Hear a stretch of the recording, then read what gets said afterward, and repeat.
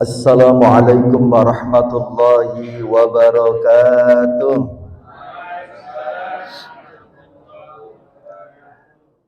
Yang semangat menjawab salam saya doakan semua cita-cita, harapan dan keinginannya dikabulkan oleh Allah Subhanahu wa taala. Sekali lagi, Assalamualaikum warahmatullahi wabarakatuh. Yang semangat menjawab salam saya doakan kalau masih punya utang, utangnya cepat dilunasi oleh Allah Subhanahu wa taala. Oh, masih amin Bung ya? Innallaha witrun yuhibbul witro. Gusti Allah itu ganjil, suka dengan bilangan yang ganjil. Jadi salamnya satu kali lagi. Assalamualaikum warahmatullahi wabarakatuh.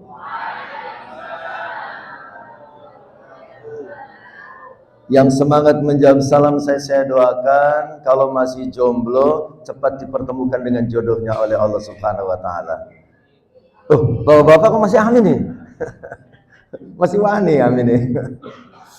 Bapak Ibu yang dirahmati Allah, sebelum saya sampaikan mau'idhah hasanah pada pagi hari ini, izinkan saya kembali memperkenalkan diri. Nama saya Nawawi, saya aslinya dari Jawa Barat, tepatnya dari Kabupaten Indramayu. Maka dalam tausiah ini mohon izin lebih banyak menggunakan bahasa Indonesia. Betul apa-apa Bung ya? Yeah. Saya tinggal di Pare, ya.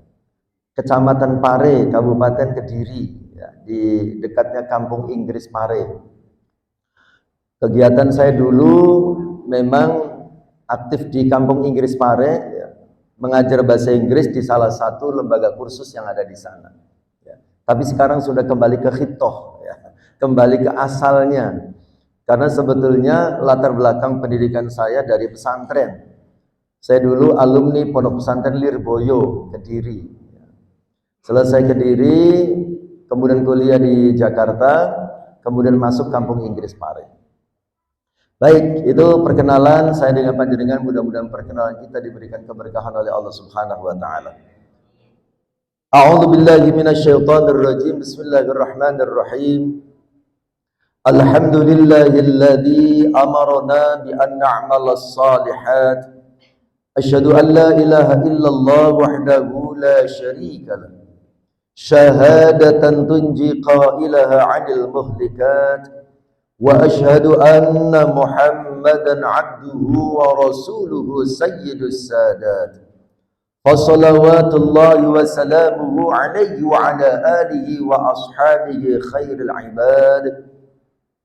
Amma ba'd. Qala Allah Ta'ala fi kitabihil karim. A'udzu billahi minasy syaithanir rajim.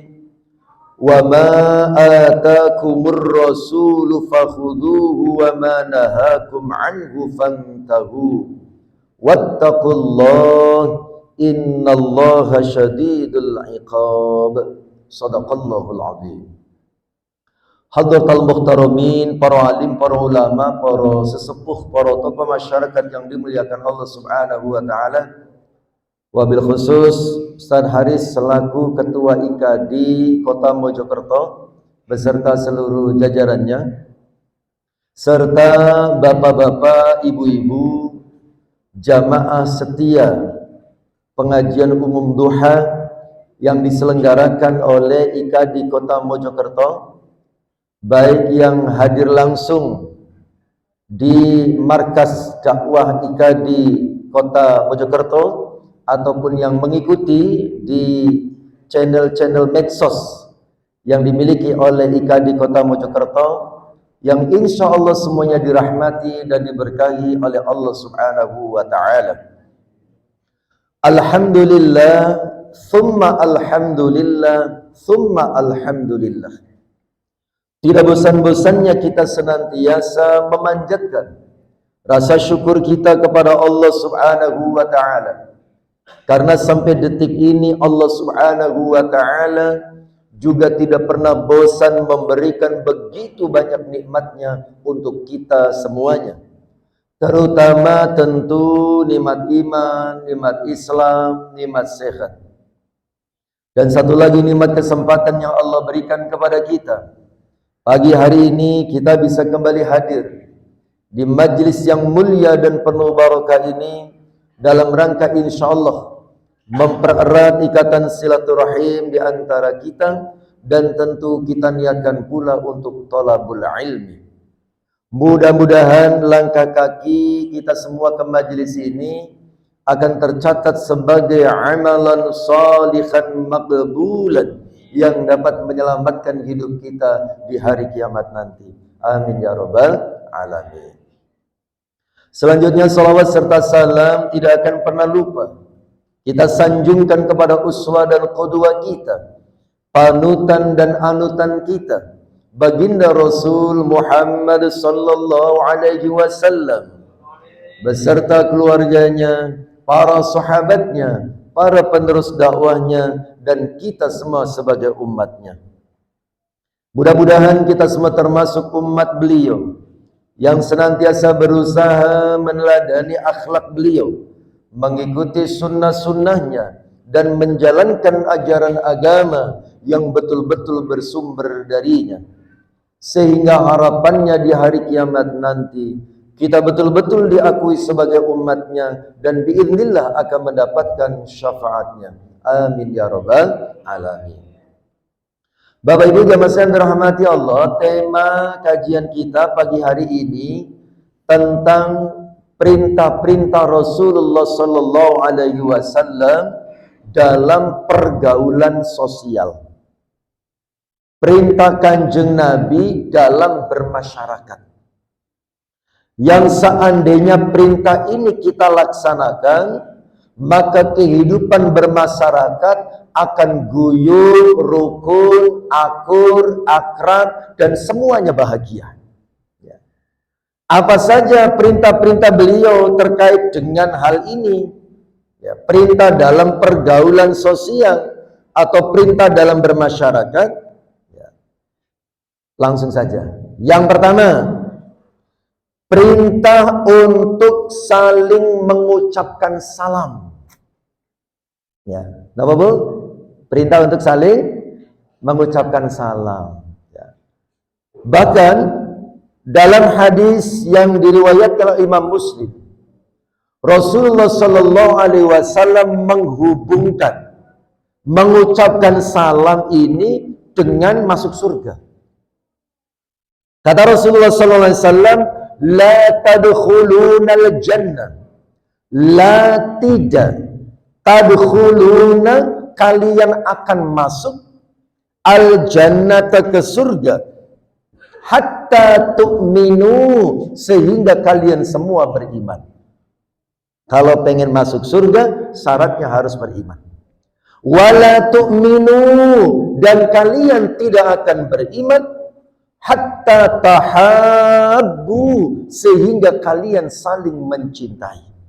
Jadi salah satu ciri orang yang beriman, saling mencintai antara yang satu dengan yang lain. Tidak saling menyakiti, tidak saling mendolimi, tidak saling memfitnah, tidak saling menipu, tidak saling merugikan. Semuanya saling mencintai, saling menyayangi, saling menghormati, saling membantu, dan lain sebagainya.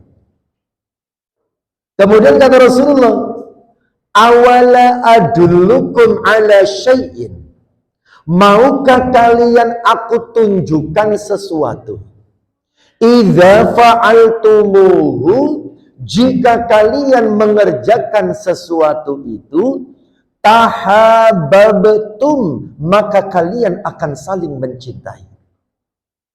Untuk masuk surga harus beriman. Ciri orang beriman salah satunya saling mencintai. Untuk bisa saling mencintai, ada satu hal, kata Rasulullah, yang kalau kita mau melaksanakannya, maka kita bisa saling mencintai antara yang satu dengan yang lain. Apa itu? Kata Rasulullah, afshus salam bainakum, sebarkanlah, tebarkanlah salam di antara kalian. Kalau dalam konteksnya kita umat Islam, sebarkanlah salam artinya kalau kita ketemu saudara kita, ucapkan assalamualaikum. Ya. 3S. Ya, standar pelayanan di bank itu biasanya gitu ya, terutama bank syariah atau BMT ya 3S. Senyum, salam, sapa. Jadi kalau ketemu orang itu senyum. Setelah itu salam, assalamualaikum. Kemudian menyapa, gimana kabarnya? Kalau hal ini kita lakukan dalam kehidupan bermasyarakat, Masya Allah, semuanya guyup, rukun, akur, akrab, bahagia semuanya. Kenapa? Karena salam itu doa. Assalamualaikum artinya semoga keselamatan, semoga kesejahteraan Allah berikan kepadamu. Kemudian dijawab, waalaikumsalam, semoga keselamatan, kesejahteraan juga Allah berikan kepadamu. Saling mendoakan dalam kebaikan. Ya. Jangan seperti orang di Indramayu, di kampung saya. Sekalipun ya tidak semuanya, tapi kadang-kadang ada. Orang itu kalau jalan lempeng, nggak mau tengok kanan, nggak mau tengok kiri, dan tidak suka menyapa duluan. Padahal Kanjeng Nabi Muhammad SAW memberikan contoh. Beliau itu kalau berjalan, ketemu orang lebih suka menyapa duluan. Ya. Kemudian kalau Rasulullah terlanjur disapa duluan, maka Rasulullah menjawabnya dengan antusias. Menjawabnya itu dengan penuh semangat dan gembira. Bahkan dalam salah satu riwayat terkait dengan hal ini diceritakan, kalau yang menyapa Rasulullah posisinya dari sebelah kanan, beliau tidak hanya menjawab salamnya, tapi juga menghadapkan badannya. Waalaikumsalam. Afsus salama bainakum. Sebarkan salam di antara kalian. Jangan sampai seperti orang di kampung saya. Orangnya sudah nggak mau menyapa duluan, kalau disapa jawabnya nggak enak. Bu, badai tindak pundi. Jawabnya gimana? Oh, cukup kepalanya aja. Oh, maksudnya mau ke depan kan gitu. Badai tindak pundi tuh bu. Oh, gitu. Sampai ketiga kali, bu, badai tindak pundi tuh. Kepo lu. Seharusnya dijawab dengan baik. Ya, badai tindak pundi bu. Oh, ajengnya ten peken. Jadi ajengnya nitip nopo. Masya Allah, ini gue mau Mojokerto banget nih kan. Diantar Mojokerto nggak sedanten gak? Alhamdulillah ya. Itu mengamalkan hadis Rasulullah sallallahu alaihi wasallam. Sebarkan salam. Bapak Ibu jamaah yang dirahmati Allah Subhanahu wa taala, terkait dengan salam, ada hal yang perlu kita perhatikan dalam surah An-Nisa ayat 86. Dalam surah An-Nisa ayat 86 Gusti Allah menjelaskan kepada kita, wa idza khuyyitum bi tahiyyatin fahayyu bi ahsana minha aw rudduha. Wa idza khuyyitum, dan jika kalian semua diberi penghormatan bi tahiyyatin dengan sebuah penghormatan, fahayyu, maka balaslah penghormatan itu bi ahsana minha, dengan penghormatan yang lebih baik. Aurudduha, atau balaslah penghormatan itu dengan penghormatan yang sama, selevel. Saya baca dalam tafsirnya, Bapak yang dirahmati Allah, ternyata ayat ini juga menjelaskan tentang kewajiban menjawab salam. Jadi mengucapkan salam itu hukumnya sunnah, tapi menjawab salam itu hukumnya wajib. Baik salam yang diucapkan ataupun salam yang lewat tulisan. Nah ini kita kadang-kadang suka mengalami Pak ya. Kita sudah sangat antusias, semangat, SMS atau WA teman kita atau saudara kita, siapapun yang kita kenal, Assalamualaikum, Pak jenengan wonten pundi. Itu banyak yang menjawab SMS atau WA itu hanya yang keduanya saja. Saya lagi di rumah, salamnya tidak dijawab. Pernah mengalami begitu? Mudah-mudahan bukan kita yang seperti itu. Artinya kalau kita yang di WA, kemudian yang WA mengucapkan salam, wajib kita menjawabnya. Yang namanya wajib itu berarti kalau tidak dilakukan berdosa. Ada yang berapologi, beralasan, tapi Ustaz saya menjawabnya secara lisan gitu ya. Lah itu wong WA-nya lewat tulisan ya. Jawabnya secara lisan, orangnya tidak tahu. Kalau mau secara lisan, voice note. Ya, waalaikumsalam. Ya. Jawab dengan yang lebih panjang, kata Allah. Bi ahsana minha, dengan balasan yang lebih baik. Kalau assalamualaikum, jawab waalaikumsalam warahmatullahi wabarakatuh. Atau rudduha, minimal sama. Assalamualaikum, waalaikumsalam. Ya, jadi menjawab salam itu hukumnya wajib. Tetapi perlu dipahami Bapak Ibu yang dirahmati Allah, kalau yang mengucapkan salam itu dalam grup, gitu ya, maka menjawab salam itu hukumnya fardu kifayah. Artinya, kalau sudah ada satu yang menjawab, yang lain tidak perlu menjawab lagi. Kadang-kadang, assalamualaikum, halo teman-teman, gimana kabarnya? Semuanya menjawab, waalaikumsalam, waalaikumsalam, banyak, waalaikumsalam. Gitu ya. Ya memang boleh, tapi sebetulnya cukup fardu kifayah, salah satu saja. Apalagi kalau yang mengucapkan salam, seumpamanya pengumuman tertentu yang penting, ya ada assalamualaikumnya gitu. Cukup satu saja yang menjawab salam. Ya. Kenapa? Supaya inti dari pengumuman itu terbaca sama yang lain. Khawatirnya kalau semuanya satu grup 100 orang menjawab salam semua, akhirnya inti masalahnya ketutup, gitu ya. Akhirnya nggak terbaca, gitu ya. Maka terkait dengan salam, ya, mengucapkan salam hukumnya sunnah, menjawab salam hukumnya wajib. Tapi kalau dalam grup, maka cukup salah satu saja yang menjawab salamnya. Bapak Ibu yang dirahmati Allah. Kemudian, kalau yang mengucapkan salam itu orang non-Islam, itu juga ada aturannya. Ya. Kalau orang non-Islam, entah teman kita, saudara kita, atau bahkan masih keluarga kita, mengucapkan salam kepada kita, maka kita menjawabnya cukup wa'alaikum. Ya. Jadi kalau dia sekalipun mengucapkannya lengkap, assalamualaikum warahmatullahi wabarakatuh, kita cukup menjawab wa'alaikum. Ya. Kalau dia bertanya, loh kok cuma wa'alaikum? Kanjeng Nabi mengajarkannya begitu. Ya. Tolong hormati, itu dalam ajaran agama kami, mengucapkan menjawab salam untuk orang yang berbeda agama itu cukup waalaikum. Terus artinya apa? Artinya waalaikum, semoga untuk panjenengan juga. Artinya apa? Kalau jenengan mengucapkan assalamualaikum, semoga keselamatan Allah berikan kepadamu, kita jawab waalaikum, semoga untukmu juga. Kenapa Kanjeng Nabi mengajari kita cukup menjawabnya waalaikum? Ada ceritanya. Jadi dulu di zaman Kanjeng Nabi itu, ya, orang-orang ahlul kitab itu orang Arab yang beragama Yahudi atau Nasrani. Kadang-kadang ketemu Kanjeng Nabi itu seperti mengucapkan salam padahal bukan salam. Coba saja, kita yang telinganya telinga Jawa, gitu, kadang-kadang belum bisa menangkap bahasa Arab kalau diucapkannya dengan cepat. Contoh, assalamualaikum. Kita pasti mendengarnya assalamualaikum, kan begitu ya?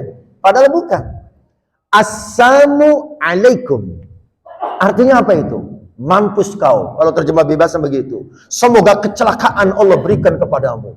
Lah itu. Jadi orang-orang Yahudi dulu zaman Nabi kadang-kadang suka mengucapkan itu. Assalamualaikum. Kita yang telinga Jawa seperti assalamualaikum mendengarnya. Padahal bukan. Assalamualaikum. Semoga kecelakaan ditimpakan kepadamu. Nah itu. Makanya Kanjeng Nabi memberikan contoh jawabannya waalaikum. Semoga Allah timpakan kepadamu. Nah begitu. Itu sejarahnya ya.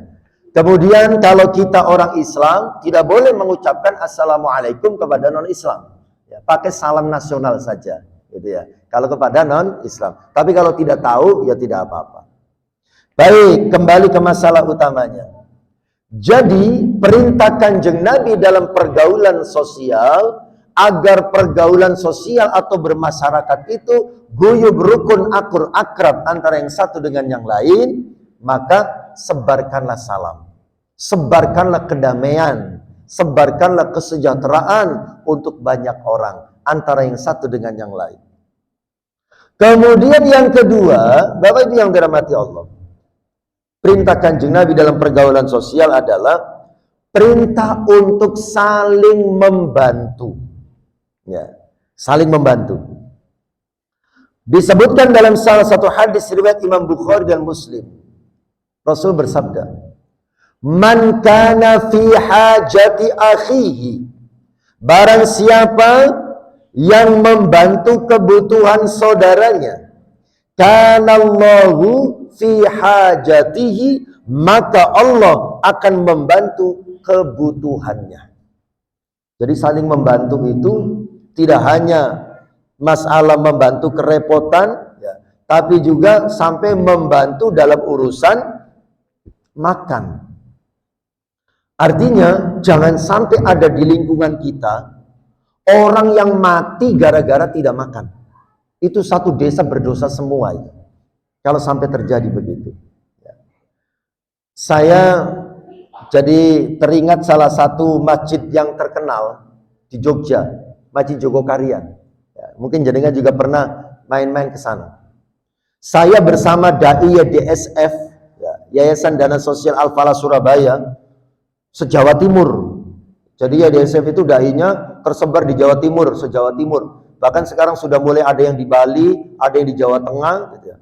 Awalnya cuma Jawa Timur. Saya kebetulan yang ditugasi untuk wilayah Kabupaten Kediri.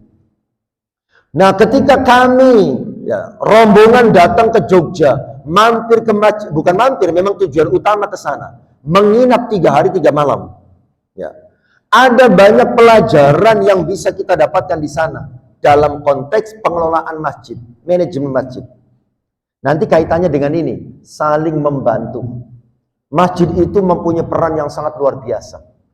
Jadi ketika kami di sana, ada yang menarik di antaranya, di masjid itu kotak amal itu ada 3 macam. Kotak amal itu ada kotak amal lubangnya kecil seperti biasa, ada kotak amal lubangnya besar, dan ada kotak amal isinya beras. Kami bertanya, Ustadz, apa makna dari kotak-kotak ini? Ya, beliau bercerita, diceritakan kotak amal yang lubangnya besar dulu. Kenapa ada kotak amal lubangnya besar? Kata beliau, ya, ini untuk memfasilitasi orang yang ingin berinfak dalam jumlah yang besar, tetapi tidak ingin diketahui identitasnya. Ya. Sementara di masjid-masjid kita pada umumnya kotak amal itu cuma 1 macam, lubangnya kecil. Makanya kata beliau, wajar masjid-masjid kita saldonya kecil-kecil. Kenapa? Karena lubangnya kecil, katanya. Orang masukkan uang 2.000 atau 1.000, pokoknya 1 lembar saja harus dilipet-lipet kecil gitu, memasukkannya susah. Makanya wajar saldonya kecil, katanya. Kalau pengen saldonya besar, sediakan kotak amal dengan lubang yang besar. Ternyata kata beliau, di akhir bulan itu seringkali di dalam kotak amal lubangnya besar itu ada amplop isinya 1 juta, 5 juta, bahkan sampai 10 juta tanpa nama. Karena banyak orang itu ingin melakukan kebaikan tanpa diketahui identitasnya. Kalau kotak amal lubangnya kecil, dia kalau mau nyumbang besar harus ketemu takmir. Nah, itu kadang-kadang ada orang tidak nyaman begitu. Pengennya tersembunyi kebaikannya, hanya dia dan Allah yang tahu. Kemudian kotak amal yang kecil nggak usah dibahas, itu standar biasa. Kemudian kotak amal yang isinya beras itu bagaimana, Ustadz? Apa maksudnya? Beliau bercerita. Namanya Ustadz Jazir, ya, sebagai ketua takmirnya. Ustadz Jazir bercerita, ketika kami pertama kali mendapatkan amanah untuk menjadi takmir, yang pertama kali kami lakukan adalah melakukan pemetaan sosial, di mapping dulu, ya, pemetaan sosial. Caranya bagaimana? Kami membuat surat undangan, kata beliau begitu, surat undangan dari masjid, disebar ke seluruh warga di sekitar Masjid Jogokarian. Ya, nggak tahu berapa RW, atau kalau di Kediri ada dusun, ya, 1 dusun mungkin gitu ya. Dikasih undangan semua. Kemudian undangan itu isinya apa? Assalamualaikum Bapak Ibu warga sekitar Masjid Jogokarian, kami dari takmir Masjid Jogokarian mengundang Bapak Ibu untuk bersama-sama meramaikan masjid. Untuk sementara kegiatannya cuma sholat 5 waktu. Sholat subuh, azan jam sekian, qomat jam sekian, selesai jam sekian. Jadi jadwalnya jelas.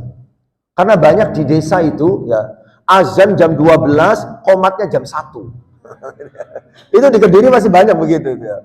Udah begitu puji-pujiannya lama banget gitu. Sampai qomat orangnya cuma dia, yang azan dia, yang puji-pujian dia, yang qomat dia, yang jadi imam juga dia. One man show gitu ya. Main sendirian gitu ya. Kita yang jadi jamaah ya Allah gitu ya. Nah, coba kalian diperjelas, azan jam sekian, qomat jam sekian, selesai jam sekian, disebar. Untuk pertama kali masjid itu ada absennya. Awal-awal kata beliau begitu. Jadi nama sudah ditulis di situ gitu ya. Berdasarkan data dari RT RW. Ya. Orang yang datang tinggal centang kalau dia hadir. Selesai sholat, ya, takmir mengecek daftar absen, daftar hadir itu. Yang centang siapa, yang tidak centang siapa. Yang tidak centang berarti tidak hadir, disilaturahimi oleh takmir. Coba. Takmir mendatangi yang ada namanya tapi tidak hadir. Didatangi untuk apa? Untuk mengetahui ada alasan apa kau tidak datang ke masjid. Ya. Assalamualaikum Bapak Ibu. Ya. Oh ya, waalaikumsalam, silakan. Kami dari takmir mau bertanya. Jenengan dapat undangan dari takmir? Oh iya dapat. Tapi saya lihat di daftar hadir jenengan kok enggak ada.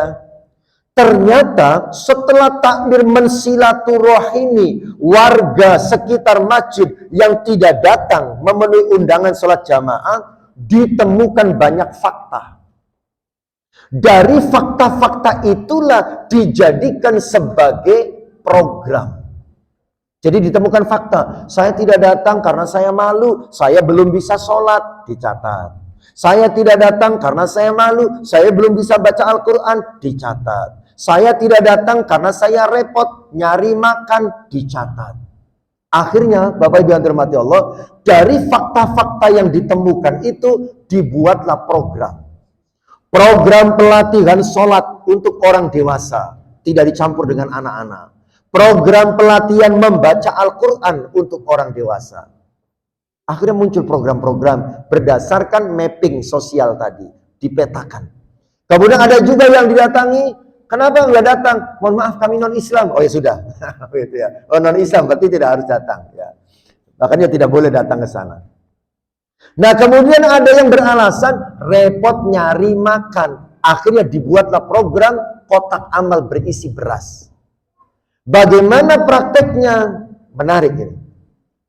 Kata beliau, orang yang sholat jamaah ke masjid dianjurkan, tidak wajib, dianjurkan membawa beras cukup 3 sendok makan. 3 sendok makan dimasukkan ke dalam plastik yang ada keletannya, seperti plastik obat itu. Dimasukkan kotak.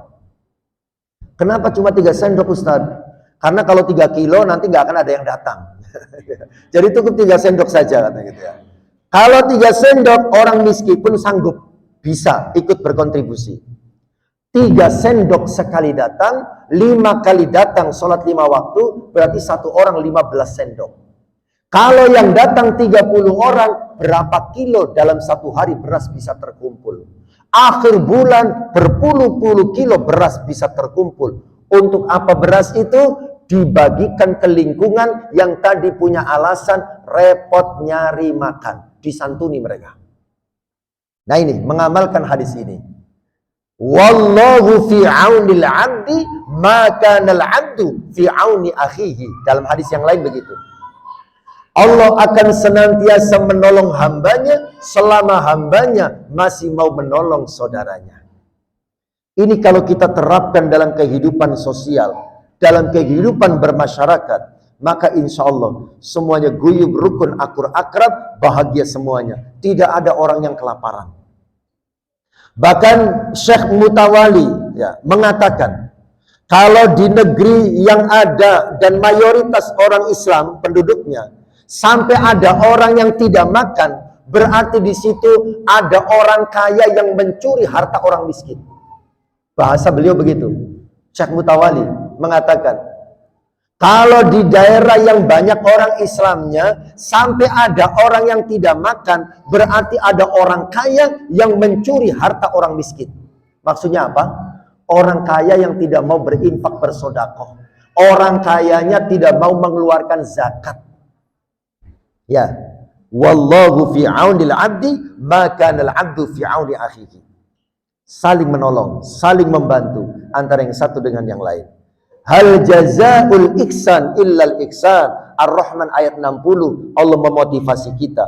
Tidak ada balasan kebaikan kecuali kebaikan pula yang akan kita dapatkan. Baik, Bapak yang dirahmati Allah, itu yang kedua. Mohon izin saya minum dulu. Jangan juga silakan sambil dinikmati hidangannya. Bismillah.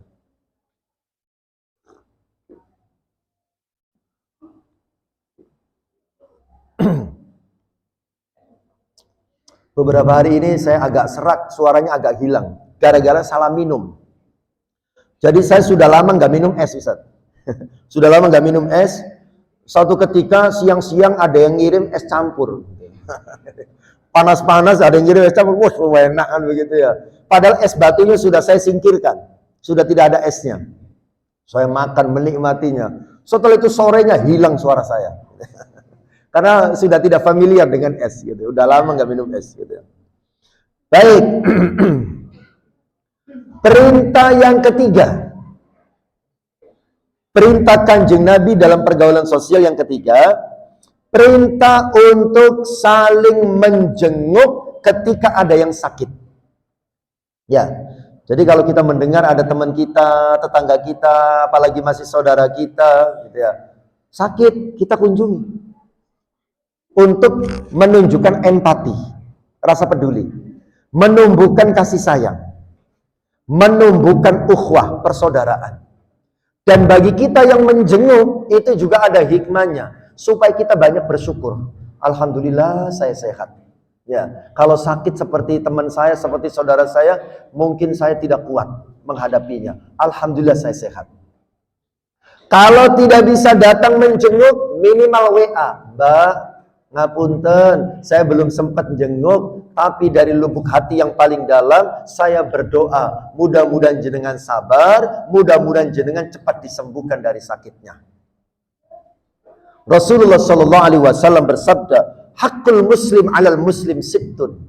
Hak orang Islam yang menjadi kewajiban orang Islam yang lain ada 6. Salah satunya, idza marido, jika sakit, fa'udhu, maka kunjungilah. Ya, kalau ada yang sakit dikunjungi. Ya. Bahkan ada riwayat, ya, sekalipun kesohihannya ini diperdebatkan, tapi secara makna yang terkandung itu sangat baik untuk kita perhatikan.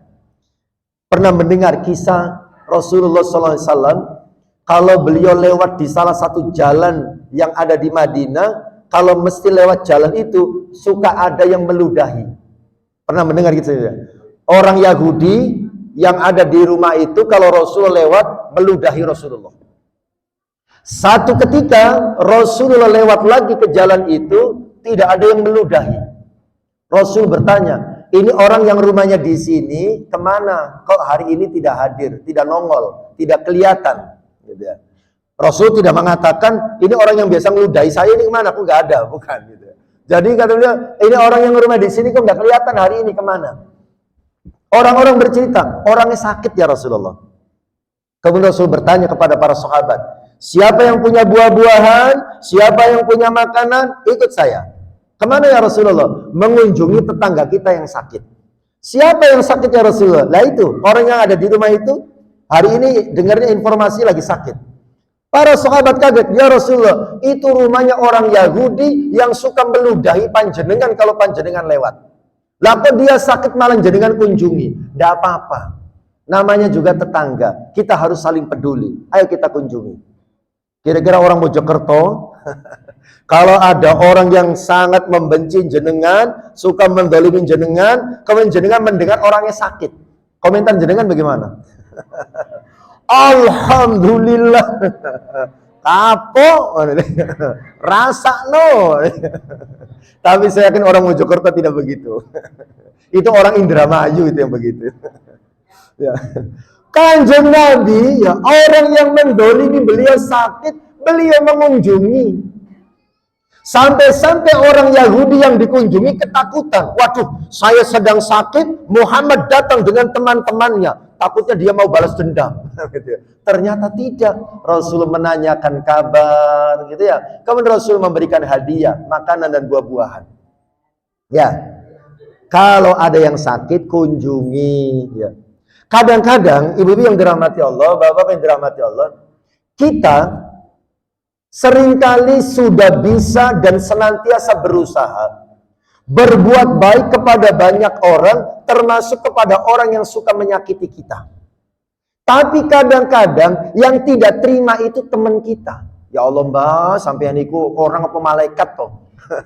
Loh kenapa toh? Kan sampean wis ngerti wong iku kan jahat karo sampean. Lah kok sakit kok nggak dikunjungi gitu loh. Wis jarne ae.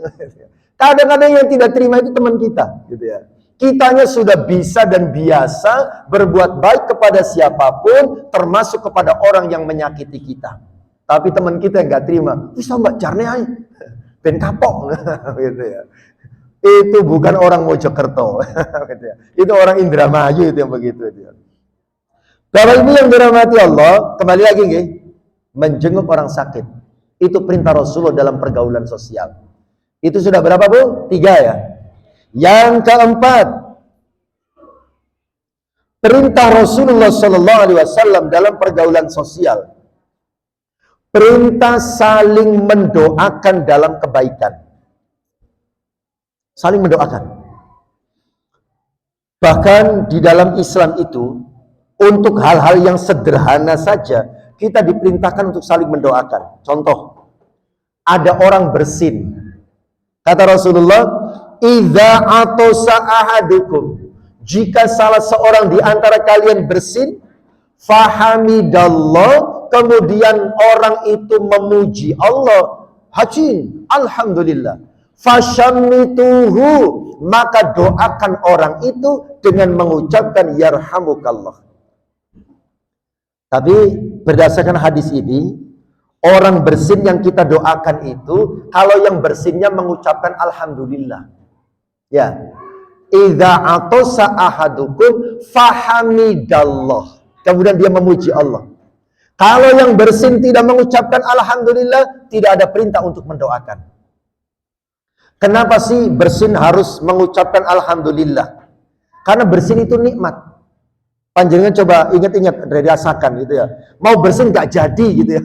Kan rasanya gak enak Bu ya. Apalagi kita mau bersin, tiba-tiba ada yang menyapa. Ya Allah, jenengan tinggal cingnya saja. Gak jadi gitu ya, gara-gara disapa gitu ya. Itu bersin itu nikmat. Maka ucapkan alhamdulillah.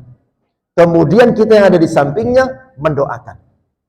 Kemudian yang lebih penting lagi, ada hadis ini terkait mendoakan orang lain. Sumbernya dari Abu Darda, riwayatnya Imam Muslim. Kata Rasulullah, da'watul mar'i al-muslim, doanya seorang muslim, li akhihi, untuk saudaranya, bidzohril ghaibi, yang tidak ada di hadapannya. Kita mendoakan orang lain tanpa sepengetahuan orangnya. Mustajabatun, doa itu akan dikabulkan.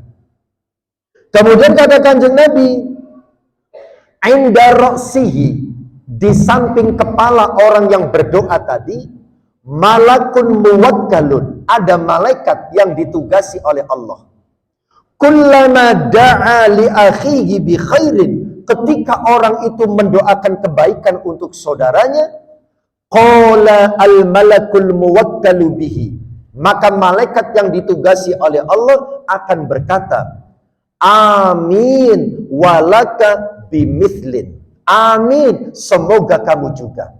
Artinya, ketika kita mendoakan kebaikan untuk orang lain, maka doa kita akan diamini oleh malaikat, kemudian malaikat mendoakan yang sama untuk kita. Contoh, kita berdoa untuk teman kita, ya Allah, mudah-mudahan teman saya yang bernama si A, panjenengan lunaskan utang-utangnya. Maka ada malaikat di samping kita yang ditugasi oleh Allah untuk mengatakan apa? Amin, semoga kamu juga. Ya Allah, mudah-mudahan teman saya yang bernama si B, panjenengan mudahkan segala urusannya. Kata malaikat apa? Amin, semoga kamu juga. Jadi ketika kita mendoakan kebaikan untuk orang lain, doa kita akan diamini oleh malaikat dan malaikat mendoakan kita dengan doa yang sama. Makanya banyak para ulama motivator, itu banyak yang menganjurkan kepada kita. Setiap hari usahakan ketika kita berdoa, doakan orang lain dan sebut namanya, ya, secara khusus. Terserah, orang lain ini bisa orang tua, bisa mertua, bisa kakak, bisa adik, bisa bule pakle, bude pade, tetangga, ataupun teman-teman pengajian, sebut namanya. Kenapa? Karena ketika kita mendoakan kebaikan untuk orang lain, doa baik itu juga akan kembali kepada kita. Kita seumpamanya pengen umroh, sering-sering doakan orang lain. Ya Allah, mudah-mudahan teman saya yang bernama si A, panjenengan mudahkan untuk bisa beribadah umroh. Kata malaikat apa? Amin, semoga kamu juga. Malaikat yang mendoakan kita. Ya, kalau teman kita yang mendoakan, tapi kita malaikat yang mendoakan. Kita lagi punya urusan yang sangat berat, masalah yang berat, kita doakan orang lain. Ya Allah, mudah-mudahan teman saya yang bernama si C, panjenengan mudahkan segala urusannya, panjenengan bukakan pintu rezekinya, panjenengan lunaskan utang-utangnya. Kata malaikat apa? Amin, semoga kamu juga. Seumpamanya kita punya warung di rumah kita, warung kita laris, warung kita rame. Tiba-tiba tetangga kita depan rumah ikut-ikutan buka warung. Panjenengan kalau pengen laris warungnya, besar keuntungannya, doakan warung tetangga kita. Pernah ada yang begitu? Ya Allah, mudah-mudahan warung tetangga saya itu, ya Allah, yang di depan rumah saya, yang dagangannya sama dengan dagangan saya, ya Allah. Panjenengan datangkan pembeli sebanyak-banyaknya, panjenengan lariskan dagangannya, panjenengan berikan keuntungan sebesar-besarnya. Kata malaikat apa? Amin, semoga kamu juga. Tapi pernahkah ada orang yang punya warung mendoakan warung tetangganya begitu? Padahal hadisnya sahih, hadisnya sangat jelas. Tapi jarang yang mempraktikkan hal ini. Justru ketika ada kompetitor, seringkali dalam hati kita berpikiran dan berdoa yang buruk. Mudah-mudahan bangkrut. Ketika kita berdoa begitu, ya Allah, mudah-mudahan warung tetangga saya, dia nyaingi saya, ya Allah, gitu ya. Tolong bangkrutkan, ya Allah. Kata malaikat apa? Amin, semoga kamu juga. Loh, bangkrut dewe. Hati-hati. Ya, ini perintah Rasulullah SAW. Kalau semua orang saling mendoakan dalam kebaikan, maka semuanya akan mendapatkan kebaikan. Doakan kebaikan.